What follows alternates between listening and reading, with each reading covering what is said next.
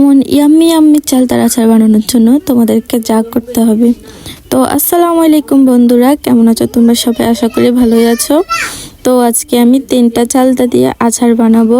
আমি নিজেও পারি না, সব কিছু করার চেষ্টা করতেছি। আমি কিন্তু ইউটিউব থেকে দেখে শিখেছি, মাশাল্লাহ আলহামদুলিল্লাহ। সবাই বলেছে অনেক মজা হয়েছে। তো চালতাগুলো আমি প্রথমে সিদ্ধ করে ওইগুলোকে একটু ছেঁচে নিয়েছি, কারণ আমি আস্ত রাখতে চাই না। আমি একটু ছেঁচে নিয়েছি যাতে ওইগুলো একটু গুঁড়ো গুঁড়ো হয়, খেতে ভালো লাগে। তো আমি পাঁচফোড়নগুলোকে বেজে তারপর ওইগুলোকে আধা ভাঙ্গা করে নিয়েছি। এই সব কিছু সাজিয়ে নিয়েছি। এখন আমি চালতার আচারগুলো বানানোর জন্য আর আমি চিনি কম দিব, একটু গুড় দিব, যেহেতু আমার কাছে রেড ফুড কালার নেই, তাই আমি একটু গুড় দিব যেন ওইগুলোর মধ্যে কালার আসে। তো তেলের মধ্যে প্রথমে রুমটাকে ফোড়ন করে নিয়েছি। এখন এলাচ, দারচিনি, তেজপাতা দিয়ে একটু নেড়ে ছেড়ে নিব। তারপরে দিয়ে দিব পাঁচফোড়নগুলো একটু বেজে নেড়ে ছেড়ে আমি সিদ্ধ করার সময় হলুদ দিতে ভুলে গেছি, তাই একটু হলুদ দিয়ে নিয়েছি। তার সাথে তোমরা যদি মিষ্টি না পছন্দ করে, একটু স্পাইসি খেতে চাও, তাহলে একটু তোমরা মরিচ দিতে পারো, শুকনো মরিচ বা গুঁড়ো মরিচ দিতে পারো তোমাদের পরিমাণ মতে। যেহেতু আমার বাসায় রেড ফুড কালার ছিল না, তাই আমি এটা দিই নাই, না হলে ওইটা দিলে অনেক সুন্দর একটা কালার চলে আসবে। তারপরও মাশাল্লাহ আমার আচারগুলোর কালার অনেক সুন্দর হয়েছে। তো আমি একটু হলুদ দিয়ে নিয়েছি যেন আচারটা কালার হয়, কারণ আমি সিদ্ধ করার সময় হলুদ দিতে ভুলে গেছি। তারপরে নেড়ে ছেড়ে নিয়েছি। এখন চালতাগুলো এখন দিয়ে একটু নেড়ে ছেড়ে নিব, যেহেতু মশলাগুলি ভালো করে ভিতরে ঢুকে। তারপরে দিয়ে দেব কিছু পরিমাণ গুড়, কিছু পরিমাণ না, আমি এখানে গুড়ের চাক পরিমাণ মতো 1.5টা দিয়েছি, একটা আরও অর্ধেক। আর চিনি 1/2 কাপ পরিমাণ চিনি দিয়েছি। তারপরে আমি ওইগুলোকে গ্যাসের থেকে কয়লার আগুনে নিয়ে নিয়েছি, কারণ আমার আম্মু বলছে যে আচার নাকি মাটির চুলাতে করলে অনেক বেশি টেস্টি হয়। তার জন্য দেখো মাশাল্লাহ অনেক বেশি সুন্দর হয়েছে।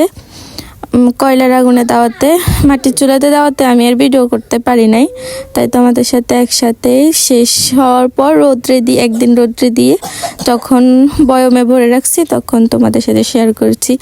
কেমন হয়েছে তোমরা জানাইও আমার এই স্পাইসি অ্যান্ড মিষ্টি চালতার আচারটা। তো আজকের ভিডিও এটুকু পর্যন্তই। Thank you so much for watching guys. Thank you আমার পাশে থাকার জন্য। আশা করি তোমরা আমাকে এভাবে সাপোর্ট করবা। তোমাদের সাপোর্টে আমি তোমাদের সাথে আরও নতুন নতুন ভিডিও দেওয়ার চেষ্টা করবো। আচারগুলো আসসালামু আলাইকুম সুন্দর হয়েছে। তো আমি একটু হলুদ দিয়ে নিয়েছি যেন আচারটা কালার হয়, কারণ আমি সিদ্ধ করার সময় হলুদ দিতে ভুলে গেছি।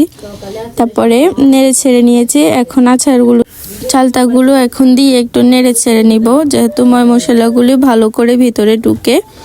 তারপরে দিয়ে দেব কিছু পরিমাণ গুড়, কিছু পরিমাণ না, আমি এখানে গুড়ের চাক পরিমাণ মতো 1.5টা দিয়েছি, একটা আরও অর্ধেক। আর চিনি 1/2 কাপ পরিমাণ চিনি দিয়েছি।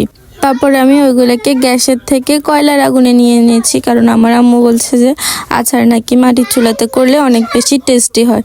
তার জন্য দেখো মাশাল্লাহ অনেক বেশি সুন্দর হয়েছে।